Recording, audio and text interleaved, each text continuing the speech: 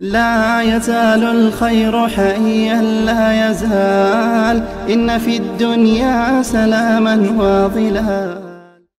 Let's just state facts for a second. The facts are as follows, yeah?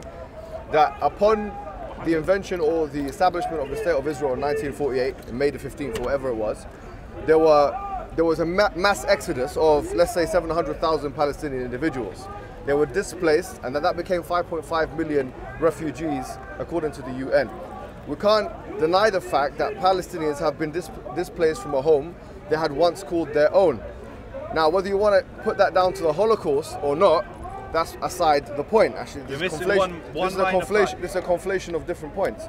My point to you is, do you deny the fact that there has been a systematic ethnic cleansing of the Palestinian communities from, I wouldn't even start from the 1948, I'll start from the 1930s up until the establishment of Israel in 1948, in the form of groups like Irgun, groups like the Haganah, who are meant to be the moderate version of Irgun, coming together premeditatedly using files which we now have access to because of the 1998 military files that the Israeli government let loose, primary source materials, which stipulate that there's been these village files which show that these groups that were before the establishment of Israel had topographical information, demographical information, all of which outlined how many villages there were, how many people lived in those villages, and what to do to get those Arabs out of those villages and to replace those Arabs with Jews. Now tell me, in your mind, give me one reason why that is not a racist establishment of a state, and how that is this Jewish exclusivization, or this racial prejudice that the Zionist movement had at its core, how it is not, at its heart, actually a racist movement. Can you explain that to me, please? Okay, so to respond to the many mistruths that you said then. Okay, go ahead. Okay, so if you want to talk about ethnic cleansing, the first thing you need to do is just look at things logically. So if you're looking at things logically, and you look at the areas that the Palestinians control, yeah? What now? Yeah, now, Area A or the Gaza Strip, go ahead. yeah? Not one Jew resides there. Because the Jordan, okay. I was quiet all the way through you. I said okay. Okay.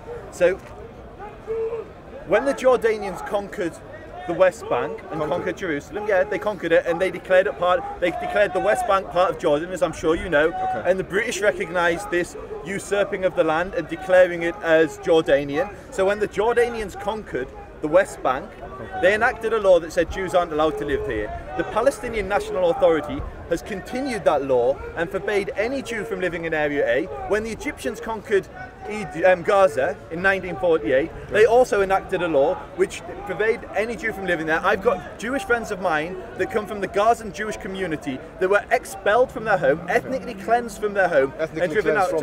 I was quiet for you. I was quiet. That sentence doesn't make sense in English. Just be respectful. Be respectful. I was very. Go ahead, sir. I was very. Go ahead, sir. And okay, I'll hold this for now. And so now you look like a real ideal. And so, Jews were ethnically cleansed from Gaza. Jews were ethnically cleansed from Jordanian West Bank and Jerusalem. Okay, go ahead. Yeah, go ahead. Now, if you look at the population, when was that? Are you talking about? This is 1948. This is 1948. Oh, 1948. Yeah. Okay, just so I know what you're talking about. Okay, well, I said when they conquered the land. That's when Egypt conquered the land, as you know. Yeah. But just for those that don't know, there were 3 wars. Yes, but when Egypt conquered Gaza, that was 1948. When Jordan conquered the West Bank. Okay, no problem. No, okay, you're either for Palestinian independence and Palestinians. Calm down and continue. Okay. You're either for, so I'll finish and I'll bring this into it because you interrupted me and I have to respond to that. You're either for Palestinian sovereignty. You're going all over the place with your points now. Just finish one point at a time. Okay, Muhammed, if you dictate, I won't debate you. If you say how I have to answer you, I won't debate you. Okay. I was respectful and listened to every word you said. No, don't worry about it. Okay, if I don't know English as well as you, then mazel tov. Then mazel tov. I didn't say anything about English. Wait, but you forget. He's just getting angry. I don't know why you're getting so angry. No, but you said about. Sorry. No, hold on. Just let him finish. Go ahead. Ladies and gentlemen, can I just remind you, we all are all going to die, and all our opinions will go by the time. Sorry, I want to answer. He's told the truth. And so my point is very simple. 0 Jews live in the Palestinian areas the Palestinians control, 20% of Israelis are Arab. They have complete equality. If you actually go to Israel, all the signs are in Arabic and Hebrew. Their rights are completely protected. They have complete equality. So if you want to talk about ethnic cleansing, you look, 20% of Israelis are Arab, 0 Palestinians are Jewish. Do you want to do timing? Because I feel here that you've taken a bit more time. So I'll just respond to you anyways. This is an unbelievable, ridiculous claim that you've just made here.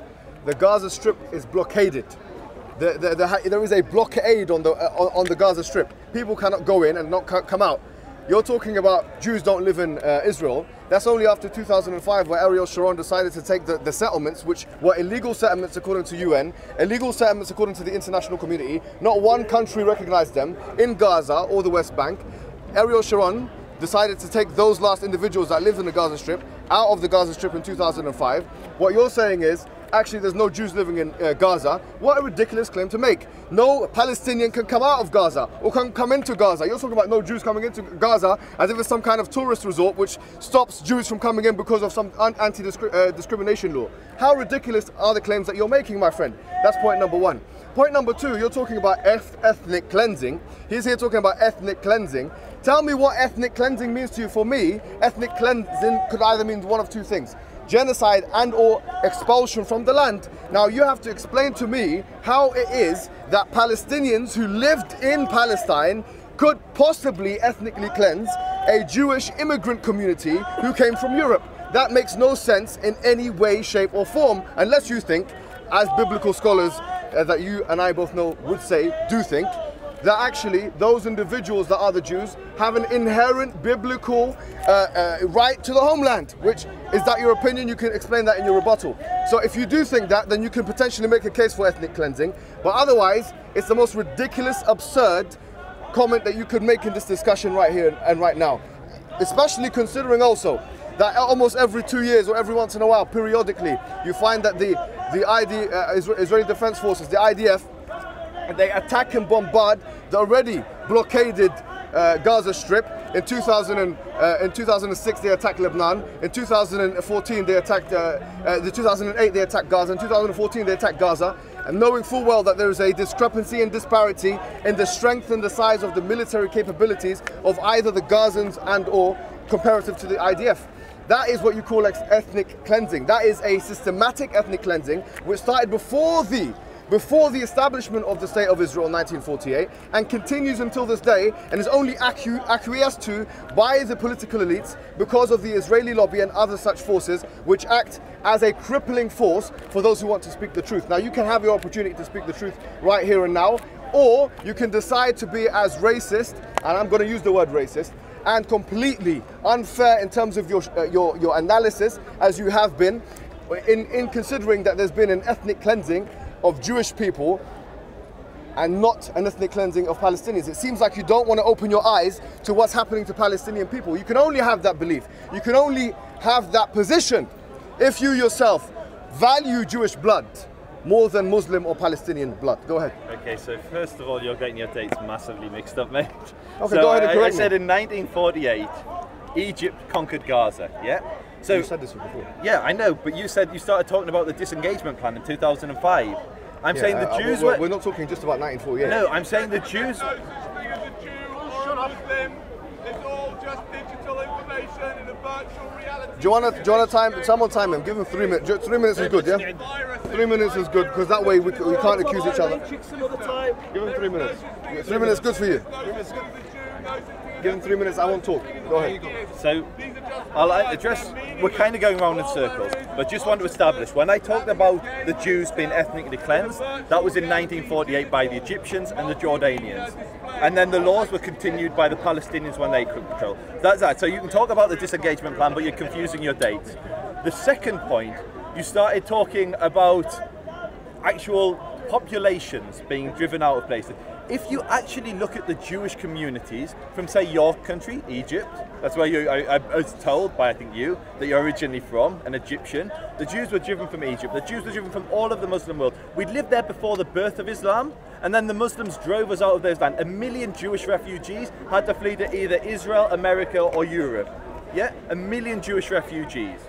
That's ethnic cleansing. We only need to look at simple demographics. We only need to look at how many Palestinians or how many Arabs live in Israel today and how many Jews live in Palestinian-controlled areas or Muslim nations to witness where the real ethnic cleansing. You can put all your propaganda spin on it as you want, but numbers speak louder than words. And there is a large population of Arabs who have complete equality with their Jewish counterparts in Israel. You will not find that equality in almost any Muslim nation.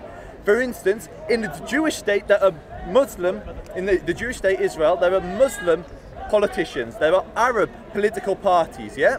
You won't find that in Saudi Arabia. How many Jewish politicians are there in Saudi Arabia? How many Jewish politicians are there in Egypt? The reality is in this conversation is you can't tolerate, you personally, not all Muslims, you can't tolerate a Jewish state. You would much rather we were under you, like throughout history, where we were the dhimmi and we were under you. You don't want to look at me as an equal, you want to look at me underneath you, paying the jizya, belonging to a Muslim state. I don't want that. I want equality with you. I want Jews and Muslims to be equal. We come from great faiths and great traditions. Amen. Great faiths and great traditions. And so the difficulty here is you cannot accept a Jewish state. You cannot tolerate a Jewish state. It's that simple, and I don't need 3 minutes. That's Okay, he doesn't need 3 minutes. That was very nice and easy for me, yeah? See, look, he's had to resort to straw manning my arguments. He's had to resort to inventing a discourse which was never had, a narrative that was never made by me, and words that I've never said. So he said, you can't tolerate this, and you can't tolerate that, and you can't. Well, to be honest with you, had Chaim Wiseman got his Chaim Wiseman, okay, when he originally when the proposition was originally made for him for the Jewish nation to be in Uganda, and he said no and he wrote a full letter, which you can see online, a full letter saying no, why should it be Uganda when our original place of origin is Palestine?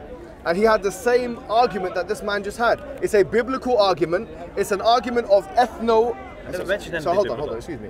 Actually, it relies explicitly on the Bible. It relies explicitly on the biblical Old Testament narrative of David, King Solomon, which some agnostic and atheistic historians don't even believe existed. So it does rely on biblical information. No other nation in the world makes a case for its existence using racial and biblical reasoning. And that is only applicable now in the secular world, in the Western world, the Western Hemisphere, which is meant to be secular, because the Israeli lobby and other such strong, and other such influencers have been able to... We're not good enough. No, you're all right. And other such influencers have been able to, yeah? It's okay, it's all right. Yeah, have been able to cripple the Western power elites into saying and doing things they wouldn't otherwise do and say. You're talking about 1948. Let me mention exactly what you're talking about. You're talking about the war with all of those Arab countries that went in to invade. And the Gaza Strip the Gaza Strip and the West Bank were the only two things that were recovered. And that was what it was. It was a recovery. It was a war of recovery of land. It was not a war of invasion of land. For you to think it was a war of invasion of land would mean to think that you think that the complete de-Arabization of the whole of the Palestinian region, which by the way happened, if you look at the demographical data before 1948, May 15th, you'll realize that majority of de-Arabization had already happened. Why? Because of the plans of those terrorist groups, which you failed to condemn, by the way. He failed to condemn the terrorist groups of Irgun, who everybody almost consensually unanimously agrees are terrorist organizations who worked hard and actually collaborated with the Nazis. The Irgun collaborated with the Nazis. And he's telling me about anti-Semitism. The Irgun who collaborated with the Nazis, okay, the Irgun who collaborated with the Nazis went into a hotel and shot some people who were British and other people who were Palestinians. And they did so with civilians. Will you condemn such an attack on those civilians? Muhammed, yes or no? Muhammed, yes or no? Go ahead. Muhammed, you have to stick to a subject. Every time we talk about the King David. You're jumping. You accuse me of jumping around all over. 2 minutes, yeah. You accuse me of jumping all over. I'm actually struggling to keep up with the amount of different straw men you're building. You're putting words in my mouth. You're saying that my claim is biblical. It's never been biblical. You're saying that my claim You're saying that I'm talking about anti-Semitism. I haven't mentioned the word anti-Semitism once in this debate. So what I would request is you concentrate on what I'm telling you and respond to my actual points rather than my straw men. So in response to the biblical claims that you're making, not me, so no Jew that I know that's actually serious in the Zionist movement or the pro-Israel movement bases their claims on religious reasons. Almost whenever they talk about the Jews living there, it's from an archaeological perspective. We dig up Hebrew, which is thousands of years old. We dig up Jewish artifacts that go back thousands of years. We dig up Jewish remains, Jewish burial grounds constantly. So when Jews say they have a historical claim to the land, it's exactly that, a historical claim. Not based on the Bible, based on hard archaeology, yeah? Now, only a fool or someone with a serious political agenda would deny that the Jews lived in that region. So I'll actually ask you just very quickly. No. You can finish your segment and then you can ask me all the questions. You didn't answer my question. Okay. You don't want to condemn the terrorists, so go ahead and finish your segment. So for those that want to know my position on the King David bombing, we did a 2-hour debate last week where I explained why it was a military attack against a British military HQ. Yeah? We disagree on that. That's fine. We did a 2-hour debate on that. I want you to actually answer my question. Why can you not tolerate... Finish off. I leave the questions to the end because you've got 3 minutes to talk. It's fine, but this is the main gist of my conversation is there are so many states around the world that were born in much more violent conditions. Take India and Pakistan. India and Pakistan was created in 1947, the year before Israel was created. 1 million people were killed. Millions were displaced, much greater scale than Israel-Palestine. The reason why you're not complaining about the Pakistanis, Indian wars, where far more property was lost, where far more refugees were created, was because it doesn't involve Masjid al-Aqsa. For you, this is explicitly a religious conversation. Not for me it's a secular thing. I believe in a secular state, a secular Israel. I believe in the detachment of the church and state, of the synagogue and state. So, for you, I don't believe that is the case, but maybe I'm making a straw man against you, so I'll be very interested to hear your answer there.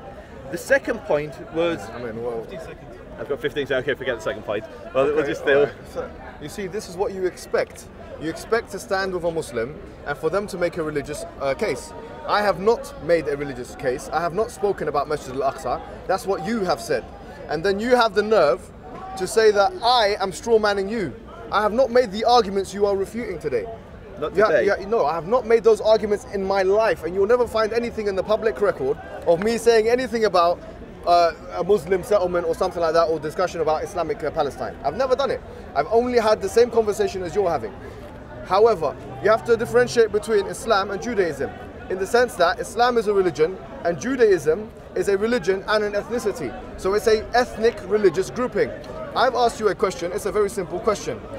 How is it and when can it be the case, if we believe in a racial equality, if we believe in egalitarian principles with race, how could it be the case that you believe that a state can be established on the basis of race, that you can expel a whole grouping of people, in this case Arabs, replace them with another grouping of people, and that can be justified politically or otherwise, morally, because of some kind of archaeological 2,000-year-old case that you're making for it? It's as absurd, actually more absurd, than the Vikings, the Anglo-Saxons and the Normans all having a discussion here in Speaker's Corner, debating about who should own the land. It's ridiculous, sir. No one makes the case except for you. No one makes the case except for Zionists, because it's the heart of their project. Really, it's a racially exclusivist project, which depends at heart on the Jewish personality, the Jewish person, and it must, at heart, exclude everybody else. I've never seen you talk about Kurds. Wait a minute. Kurds don't have a unified homeland. Kurds don't have unified... Gypsies don't have a unified homeland. They do not have a unified homeland. It's not the case in our worldly dialogues that if I say that the Kurds shouldn't have a homeland or the Gypsies shouldn't have a homeland, that would not be considered racist. But according to people like yourself, if I say that this homeland is illegitimate or undemocratic or illegal, then I am being anti-Semitic. You see here, you're applying different measures of moral equivalence. Here, if you have this idea about the Jews, then surely it should... surely it should be racist for me to say that a Kurdish state is not feasible, is not possible, is not legitimate, is not democratic. But you, my friend, and people like you, Zionists, have never made the case for the Kurds, have never made the case for the Gypsies, have never made the case for any other nomadic people who are scattered around the world without a homeland. You continually make the case for Jews because you have a Jewish prejudice and you are completely exclusivist in your racial thinking. Okay, so if you actually go and follow my activity, which you clearly don't, I campaign for Kurdistan. I actually have posts all over the Israel advocacy movement campaigning for the Kurds.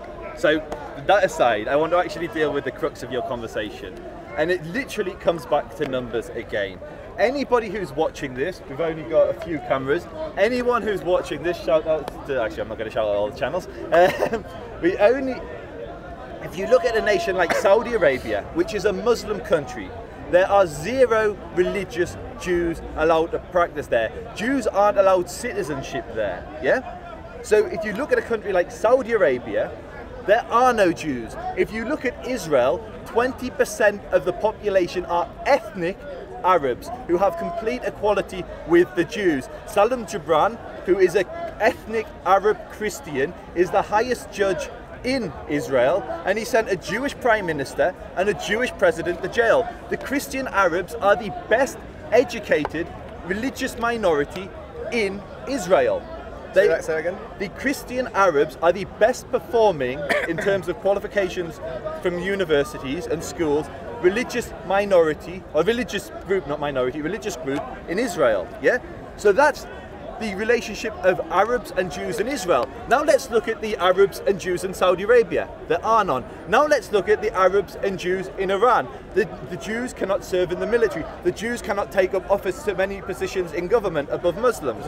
So you talk about Jews being an ethnicity, which is correct, but it is also a religion, which you ignored, in the sense that you can convert.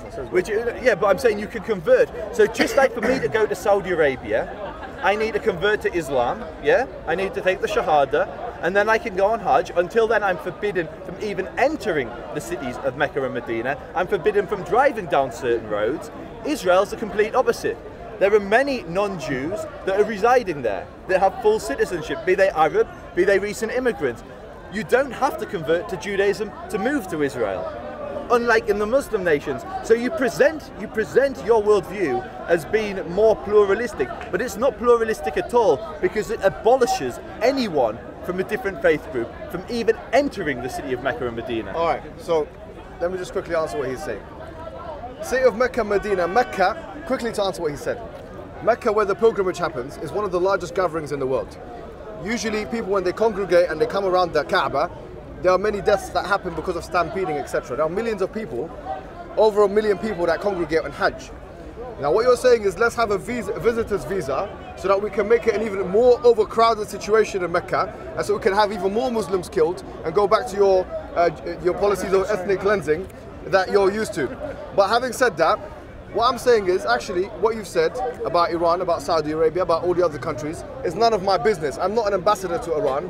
I'm not an ambassador to Saudi Arabia. If you wanted to have a go at one of those individuals, you can go out, stand outside with your placard, outside of their embassies, and try and do what you want to do. That's point number one. Point number two, you've completely ignored what I've said.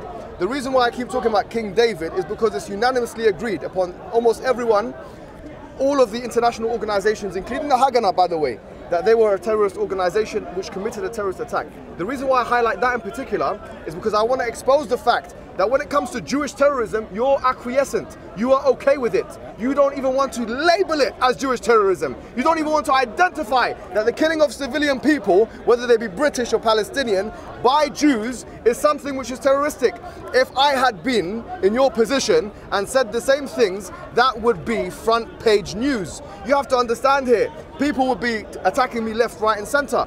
You think you are protected because you are a Jew, and that if people say that the Irgun, who, by the way, the Haganah condemned, the Irgun, who became the Israeli government, became parts of vital organs of the Israeli government, they are terroristic at core and had an extermination policy, which we can trace now because of the documents of the Israeli Defense Force. It's not UN documents that you reject. We're talking about the Israeli Defense Force itself. Which document? It's 1998, they released it 50 years afterwards. Which one? I'll tell you all the documents, it's my time. 1998, they released the documents because they do it like in the UK 50 years after the event. in 98, it showed that the Haganah and others, they had very specific commands to go into villages and to and you can look at the works of Ilan Pappé, which I know who is a Jew, by the way. He's not allowed in, who is a Jewish Israeli who's not allowed in Israel. Norman Finkelstein, a Jewish Israeli, is not allowed in Israel. He's not Israeli. He's a Jew though, isn't he? The law of return should bring him back. But no, because he's anti-Zionist, he's not allowed in. Anyone who goes against the Zionist policy in the place of democracy and freedom of speech, yeah, 30 seconds is fine. In a place of democracy and freedom of speech, is meant to be the only democracy in the Middle East. Anyone who goes against the Zionist policy is either an anti-Semite or they're not even allowed to reside in the nation which they're meant to have rights to go back to. What kind of nonsense is this? Are you actually going to stand here and tell me that this place is a democratic place of free speech? My friend, why don't you condemn the Irgun? Why don't you condemn the ethnic cleansing? Why don't you condemn the fact that the Gazans have been blockaded and are being killed until this day? So again, Muhammad, you can build as many straw men. You can build as many straw men as you like. But I will just encourage people to look at the numbers every time. You talk about ethnic cleansing, look at the numbers. There's over 1.6 million Arabs in Israel. There are 0 Jews in the Palestinian areas. There are 1.6 Arabs in Israel. There are 0 Jews in Saudi Arabia. There are 0. That's the problem. You only care. You don't care about Jews. You made that demonstrate. You proved that. You proved that. You proved that last week when you laughed at the Holocaust. You proved that last week. It's on video. Okay, no, it's on video. Anyone got an Israel advocacy movement? Check out Muhammad laughing at the Holocaust. I was laughing at you laughing. I was laughing at you continually saying the Holocaust, the Holocaust, the Holocaust. Everything, you have to start the sentence with the Holocaust or my people are being persecuted. When I have a conversation with this black man here or that black man here, my people have been enslaved for 400, 500, 600 years. If I have a conversation with every ethnic group whose people have been persecuted and they start the sentence with my people have been persecuted, I'm going to find that they're either a parrot, a robot, ignorant, they need to go to the hospital. To be accused of anti-Semitism shows that you have no, this is what they do. Throw the anti-Semitism card whenever you feel like you're being under attack or whenever you feel like, you know, you're losing the argument. That's a weak thing to do. I'll tell you what, Muhammad. That's a weak thing to do. Muhammad, it's born out of necessity because many people, when have I ever laughed at the Holocaust? The Egyptian, last week. I didn't laugh at the Holocaust. Okay, anyone just go on the internet. Okay, go on the internet. It's the same with the King David. Because that's a very hard accusation. Yeah. So let's get the video out. You put it on your Twitter. Let's get it. Let's get it. Laughing at your cries. Yeah. He was laughing at you. No. Muhammad, did you? Yeah, you're abusing it. What do you have to do with the people that you are not involved in the Holocaust? No, hold on. You yourself are using your family's suffering as a way to politically point score here in this discussion today. Mate, you're savage. How embarrassing is that? You are literally Why are you doing that? Why are you abusing your family? Savage. No, why are you doing that for though? Well, I have not ever said anything about the Holocaust except that it was a disaster, it was a tragic or whatever event. Then why were you laughing last week? I wasn't laughing at the Holocaust. I was laughing at you always using persecution as a means of starting a sentence. So I'm glad that the suffering of my people and me taking that seriously is so funny. You've lost the argument now. You really have. Because when you start talking about the Holocaust, when we're talking about Palestine, it shows that you've got nothing left to say. You've got nothing left to say, my friend. Why are you conflating? How many Jews left in Egypt? How many Jews left in Egypt? They left. They have the state in 1948. They What's left. the law now? Can you? In Egypt, I don't care about Egyptian law. Do you think I orchestrate Egyptian law? I'm not here to defend Egyptian law. It's funny, you're not here to defend anything, but you're here to attack the Israelis. That's it. No, that's it. Hold on. That is it. If I was here, not to attack. Who are you defending? Who are you doing? Which colour? Fine. Hold on. Joseph, if what you're saying is right, happened to the who 3 cares? minutes, by the way? We've just cancelled it because you made an allegation that needed to be sorted out. So when I make an allegation, you can interrupt me. Yeah, you can make a very hard allegation like I was laughing at the Holocaust. That's a very. Why would you say that? Because you are. No, hold on. Israel advocacy movement. Okay, everybody can go and watch you laugh. Everybody can watch it. Yeah, I was laughing, but not at the Holocaust. Just like everybody can research the numbers of how many Arabs live in Israel when you claim they've been ethnically cleansed. Listen. Just like everybody can research how many Jews. No, listen. It's my turn to speak. There's 15 million Jews. be intimidated. You're a big guy, you do MMA, but you're not going to intimidate me. You're going to Look at this guy. Look at this guy. He makes himself the victim every single time. You know, my family died in the Holocaust. You're a big guy, 100 to 1. Look at the language you're using, my friend. You're making yourself into a loser. I'm not backing You're down, making yourself into a wimp. You're making yourself into a loser. Oh, look, you're a big guy. I'm not. You know that. You are trying to dominate the conversation. You interrupt. You shout me down. You're the one calling me an rude. You're arrogant. You laugh at you call me an anti-Semite. I said you laughed at the Holocaust. I never laughed at which the is on Holocaust. video. Let's get it out. My friend, please get out. Let's get out. Let's get the video out. Get out. Get out of the video. Get out of the video. Get out of the video whilst we talk. Yeah, my date is kind of like Yeah, this is the channel. No, not on YouTube. If you go on Twitter or on Facebook. Yeah, let's go and see what it was. The video's on Content Over Everything. Go check their content. That's how I ripped it off them. Yeah, and that's why it's on YouTube. People are going to start seeing you as a person that's undebatable. You know that. After you've done that to me, people are not going to want to come and talk to you. You know that. Muhammad. You know why? Because every time people talk, brother, please stop. Stop. 1 second. And this is the problem. We've got a gentleman to the left saying, "What is the Holocaust?" Well, he wants you to educate him. You've got Muhammad laughing at the Holocaust last week. People don't take it seriously, Bro, listen. and that's why we don't take it Bro, seriously. listen. Not on YouTube. See, on this Facebook, is or what you Twitter. do. You try and hijack the conversation by labeling people and saying these things. You have not condemned. I'm going to ask you one more time. When that guy was shooting in the King David Hotel, when he was shooting innocent civilians, is that an act of terrorism? Which guy? Those individuals of the Erdogan movement. There was a bomb at the King David. Yes, there was shots fired as well. There were shots fired in the Erdogan. They were shooting and they used barrel bombs in the basement. I'm asking you a simple question. Do you consider that an act of terrorism or not? So, if they're shooting, I don't know. Yes or no? Is it no? Hold on, look. Sorry, Try and run away. Is it terrorism? Yes or no? When a Jewish man is holding a gun and shooting a British man in the headquarters or whatever you want to call it in the hotel, is that terrorism or not? Mohammed, when I don't know something, Yes or no? when I don't know, Yes or no? Yes or no? I'm trying to answer the question. Again, you're trying to dictate the Yes, debate. of course I am. This is what the debate's all about. Okay, Mohammed, if you can't debate respectfully, No, I'm just saying. if you can't debate You don't want respectfully, to and answer it. listen, You don't want to I'm answer it. trying to answer it with my words, not with your words. Go ahead. So if I don't know something, I'm very open and I say I don't know. I don't You do know. know about this. You do know about this. Okay, so I'm trying to answer. Yeah. Go on. If I don't know something, So you are a terrorist justifier.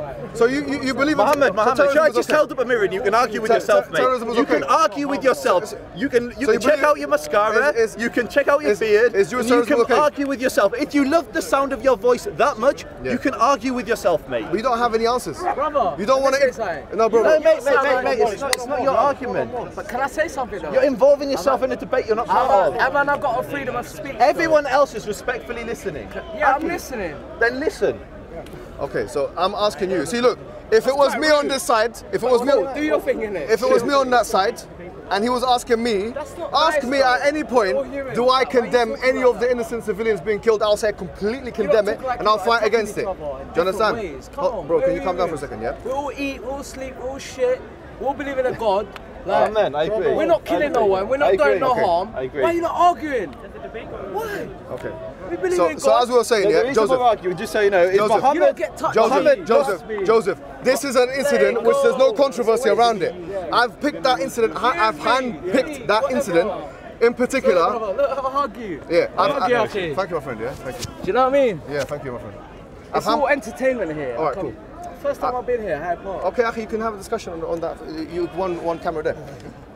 I was saying to you, I've handpicked that particular incident before the establishment of Israel. Because why? Because it wasn't a state attack. You can't say there was a state involved. There was no state involved. The British state. No, there was no Israeli state at that time. Yeah, it was 1946. This is 2 years before the establishment of Israel. I've handpicked it because not only Palestinians were killed, but white British English people were killed. Okay.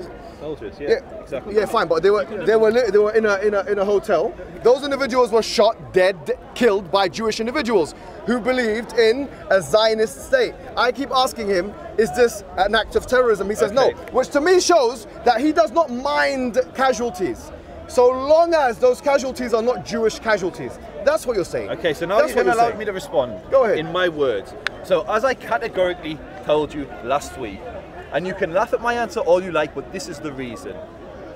In the Holocaust, Jews were slaughtered. What's that got to do with what I'm saying? Because exactly, you have to learn to listen if you want to know the other perspective. You can't just dictate the terms of the debate because they're uncomfortable. Jews were slaughtered in the Holocaust. As the Holocaust was going on, the British released the 1939 White Paper, the Peel Commission, which limited Jewish immigration to mandatory Palestine. Yeah? And no, 75,000 immigration for the next 10 years. 10,000 per year, no more than 10,000 75,000 for the next 10 years. They limited the Arab migration swelled. Arabs moved, which absolutely contradicts the argument you were talking about Arabs being. You talked about Arabs being removed before the creation of the State of Israel. Anyone who studies the actual censuses will see that in 1882 there were 270,000 Muslim Arabs, and then by 1946 that had swelled to 1.26 million, according to the village census. That's none of your business. That's not your country. So what if the population is increasing? Okay, so I'm trying to explain. Why is it swelling? Why is it? Mohammed, you have to listen. You asked the question, I'm answering. I'm just asking, do you condemn that terrorism or not? You have to learn to listen. I am, but you're not answering the question. I'm trying to answer the question in my words. You're talking about the Holocaust. I'm not asking you about the Holocaust. We both agree that the Holocaust was a disastrous thing. Why were the Irgun and Haganah against the British? Because they weren't giving them a national homeland. They were against the British because they capped immigration, and Jews were slaughtered in the Holocaust, and they wanted to rescue the Jews. That's why they were fighting the British. That's why they targeted the military headquarters of the British in mandatory Palestine. So does that justify Irgun actually teaming up with the Nazis? Mate, stay on subject. No, hold on, because you're now justifying, not even calling a terrorist, a group of people who are not only terrorists by almost everyone. How did they collaborate with the Nazis? You tell me how the Irgun they collaborated with the Nazis. There's many documents. How? In the World War, there were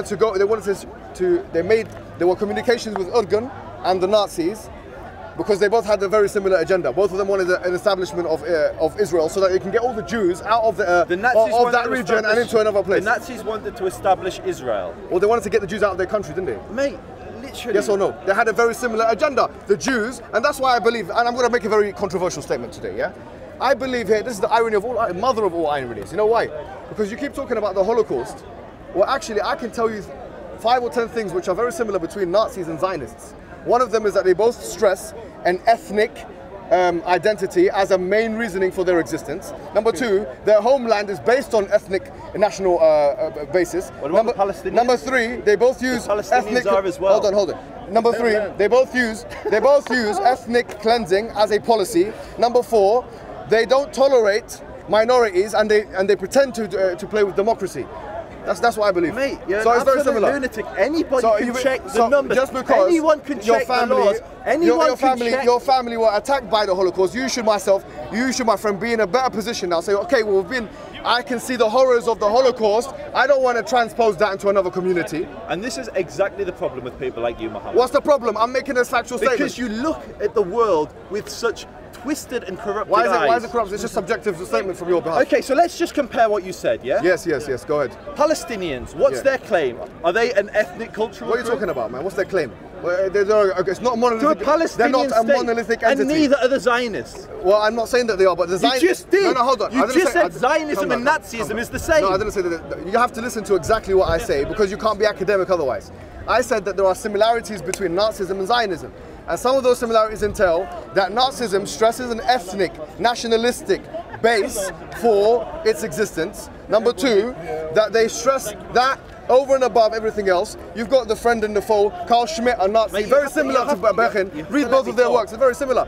The point is, how are they similar? You tell me about Okay, so Carl Schmitt, who's a Nazi philosopher, who wrote in the 30s and 40s, he talked about identifying the friend and the foe. And identifying the friend and the foe, and in a way, he criticized what he saw was a pluralistic liberalism, all these kind of things, because of what he saw was the corrupted elements of society that could emerge as a result of it. Nazism is very similar to that, and obviously because that is Nazism. Carl Schmitt was a Nazi. Yeah.